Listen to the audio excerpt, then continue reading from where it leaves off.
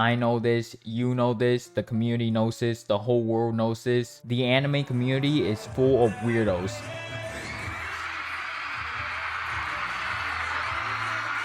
I can't believe people pay money to watch this. Some of the most deranged people who have stepped upon this planet have come out of this community. And you know what cosplay is? You know a lot of weebs like to copy these characters and try to mimic them. But a lot of the time, it just comes off as super, and I mean super cringy. So cringy that I wonder, where did the human race go wrong? Where did I go wrong in life? What philosophy did we create where these people exist? Why am I still in this community? But the most cringiest type of weebs that I've ever seen is the weebs that try to mimic the smart, edgy, badass high school boys. And I truly believe the people who try to be like these guys are young, edgy teens, because I was one of those dumbass who tried to be like these quote-unquote smartasses. And all I gotta say is, thank God it only lasted a day, because holy shit, I was peak cringe. This is only a small part of the anime community. It's like a very, very small niche of people. And if you're one of those people who are watching this video right now, stop it.